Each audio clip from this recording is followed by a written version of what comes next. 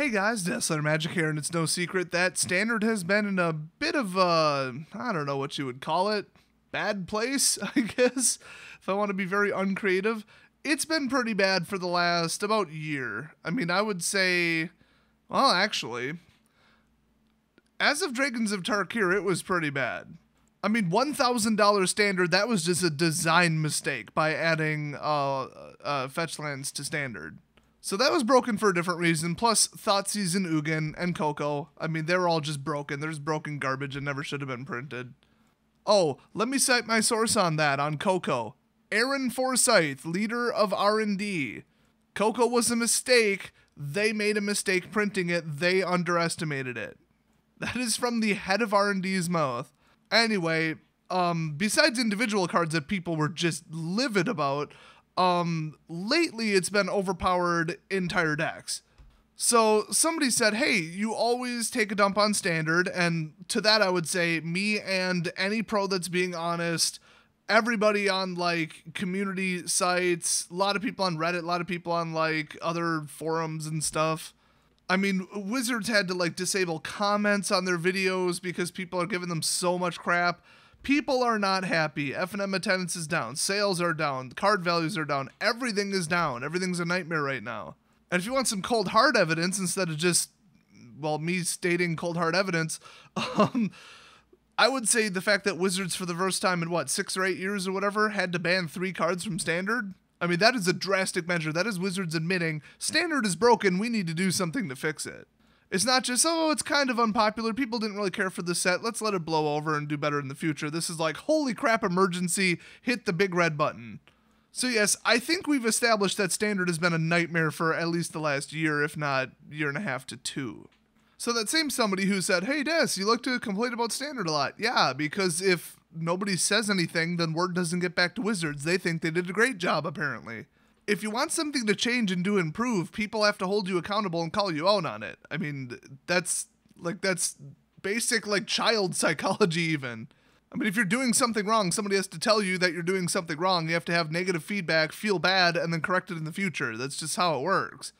So it's not just complaining for the sake of complaining so people can get the mob mentality and then I get views, because honestly, my more negative towards Wizards videos get very poor responses and tons of thumbs down by people who aren't adult enough to handle it, apparently. They want to live in a little world where everything's happy and everything's great and, you know, they basically need a safe space, which, you know, tells you how much respect I have for those types of people. So this ultra-wise person in my comment section asked, well, what would be your perfect design for Standard? I'd love to hear it. I'm sure they were being, you know, sarcastic and petty and whatever. But I'm going to answer it anyway because I thought, hey, that sounds like a great video idea. So, okay, a lot of really simple guidelines, and some of these individually might sound like complete nonsense, but when you put it together, the actual environment would be quite fun to play, I assure you. So first of all, stop allowing 3 colors to be a thing. 3 color is modern. You got to take out the fixing. I don't care what they have to do. They have to take out the color fixing that lets people play 3 color, because 3 color is just too good. It's just inherently broken. I mean, look at the last 2 years of Magic. 3 color can do too much, and if it slips up on something, it can sideboard its way out of it. It's just too good. Since every major function of Magic is in 2 colors, well, there's a couple exceptions, but generally that's true. A 3-color deck can quite literally do anything, so you need to limit people to 2 colors. Plus, then all the decks won't run together. It won't be, oh, Teamer energy versus some other 3 energy, and they both run Marvel, and they're both practically the same deck. It's just one is slightly better. Swapping out a color should change the whole personality and function of the deck, not just, oh, I have a slightly better, faster removal spell, oh boy. So yeah, they absolutely have to stop 3 color. Plus, then you don't have to dump, you know, automatic $100 or whatever, $50, whatever it happens to be at the time, into the mana base, because mana bases have been driving people away from Magic forever. It is preventing people from building what they want. So lower the price of building the average deck and punish people severely by getting color screwed, you know, 15% of the time like they should for running 3 color. Now, second, they need to stop doing obnoxious mechanics like free casting and protection from blah. Protection from blah they have eliminated from the game, basically. They said they're downgrading it from evergreen to occasional, and we haven't seen it since. So apparently they downgraded it a little bit further. It was just toxic, who am I going to sit down against luck level nonsense. Like Mistcutter Hydra, it is pointless and stupid if the person's not running blue, and it's devastating and virtually unbeatable if they are running blue. So, I mean, what is that? It's not skill, it's not decision-based, it's not anything. It's just, is my opponent playing blue? Who did I sit down against? That's just stupid. Well, I'd put free casting spells in the same boat. I mean, one of the basic core tenets of Magic is you have to pay for your spells. If you start casting stuff for free, like Ulamog that was designed to cost 10, it's not going to go well. Turn 4 Emrakul, it was so bad they banned it. I mean, come on. Anything that casts Ulamog for free in the last year has been very much complained about. So stop with the free casting. The phrase without paying its mana cost should never occur on another card as long as the game exists. Now that's pretty minor. Let's get into the actual, like, style of my perfect ideal standard. Well, I mean, getting rid of 3-color already eliminated people running too many Planeswalkers because you'd maybe have 2, maybe 3 Planeswalkers to choose from. Chances are only 1 would be any good in the deck, and there you go. People would not just run Super Friends. Those decks run away with the game way the hell too quick. I just hate them. Nobody likes Planeswalker heavy decks. Everybody hates them. They also need to get rid of any kind of alternate win condition that's too good. And honestly, it comes down to, like, free casting cards. Somebody told me this, and I will repeat it until the day I die. When it comes to winning the game, like get out 10 guild gates and win, it's either so impossible, like Hedron alignment. It's so impossible to pull off that if your whole deck is built around it, it's so fragile, it's so stupid, it's just unreliable. It's just like Felidar Sovereign getting to 50 life and then winning the game, or 40. It's 40, I believe, on that one. There actually is another card that says 50, by the way. That whole do this, win the game, get out 8 copies of this and win the game. It's either so unbelievably impossible to get it to happen that they might as well have not printed it. It's just a waste of a card, waste of space in the deck and in the set and in the booster pack, or it's so powerful and so annoying that everybody has to play around it. It limits what anybody else can play because they all have to watch out for it, and it pisses off everybody. Well, let's see. One would be extremely negative to the game, and the other is extremely negative to the game. So maybe they just shouldn't do it. The same with free casting. I mean, Planar Bridge. Nobody plays Planar Bridge. That card's garbage. It's too expensive. It's never going to happen in a reasonable game, and if you get it out, somebody's probably just going to blow it up. But then look at Aetherworks Marvel. Kind of successful, I guess you could say. Very doable, very realistic. Free casting nonstop. And now everybody's complaining about it and calling for it to be banned. So in these lose-lose scenarios, stop printing the damn scenarios.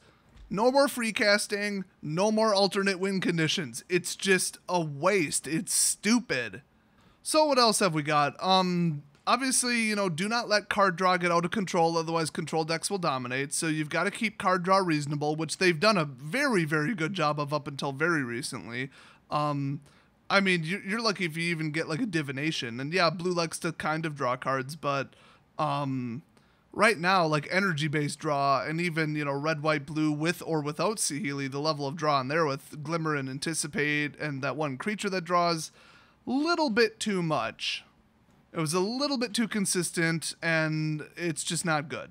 So obviously, don't let control get out of control. You know, let it be a thing, but don't let it be a deck. I think that's the best way I would describe it.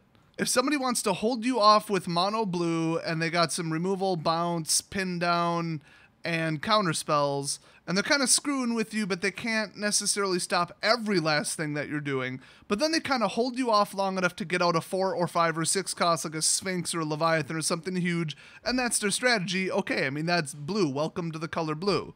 But the whole, you get to cast nothing all game, I'm going to shut you down 90% plus of what you're doing individually on a spell level, and you don't even get to play Magic, that cannot be a thing. So that's almost always assisted by card draw, because how else are you going to, you know, load up on that many counter spells and removal spells? So the old red, white, blue, no Saheeli ones that just won with Torrential, and they just resurrected removal and Harness Lightning and all that, and they ran the best white, the best red, and the best blue removal and counterspells. Oh boy, was that deck no fun to play against. They cannot let something like that happen again, and once again, by not letting control get out of control, you can just simply limit people to 2 colors. That really is at the root of everything that's wrong with Standard right now. If they would, design sets like complete and utter crap and keep printing broken cards, but limit people to 2 colors by not putting in good enough fixing, now we're talking. At least the deck would have a weakness at that point, like, oh, it can't destroy artifacts, it can't do direct damage, it can't deal with creature flood, or, something like that, because it doesn't run 3 color. So honestly, there's not a whole lot more past that. If that's all they did to design the next Standard meta from scratch, just erase everything and redo it with like a time machine or something, I don't know, this isn't like a real scenario.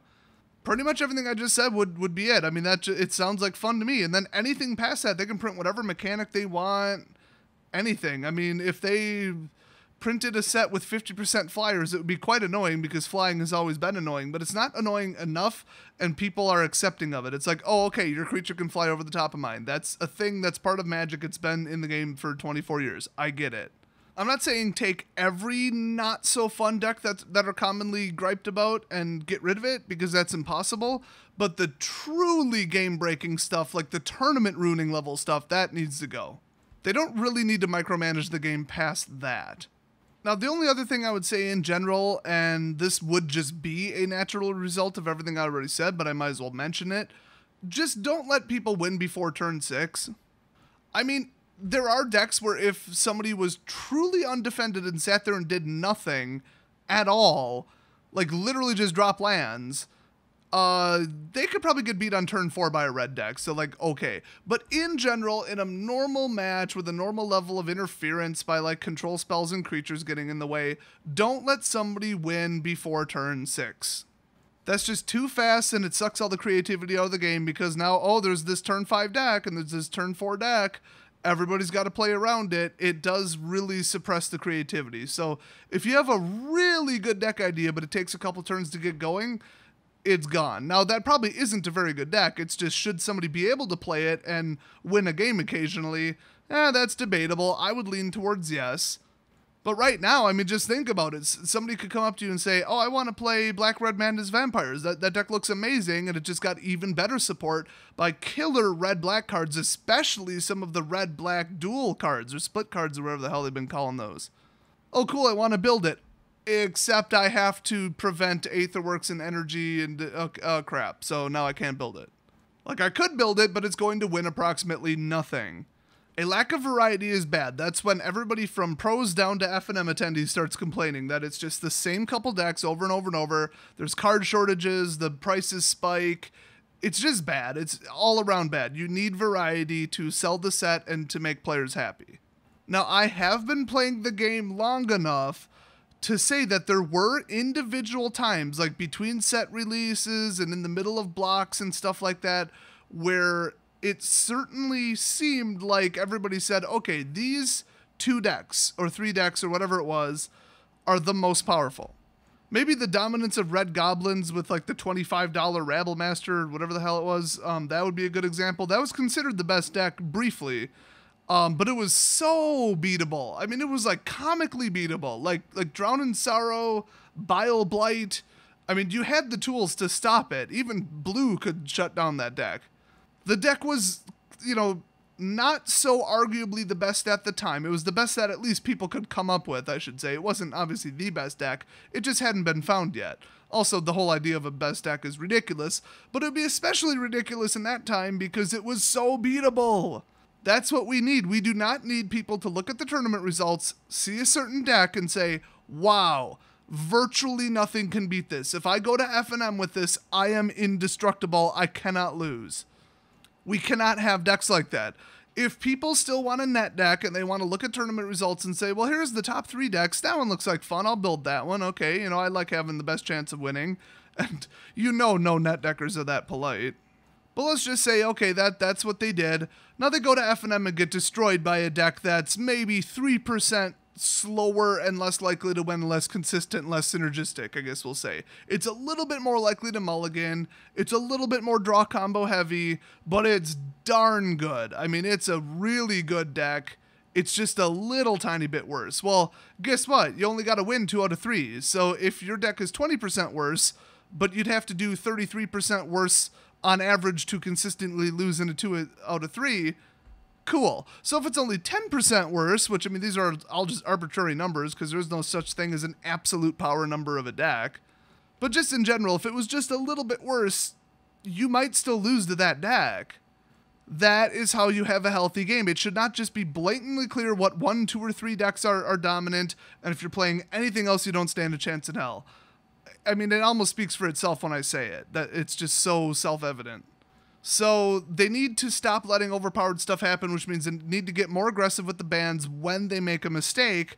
But this time around, the mistake was letting people play 3 colors. I mean, obviously. I cannot stress that enough. That is what's wrong with Standard right now. And everybody knows that if you're playing dual colors or 3 colors, you're effectively playing one entire turn behind your opponent. That has been a golden rule of Magic forever, except for Modern.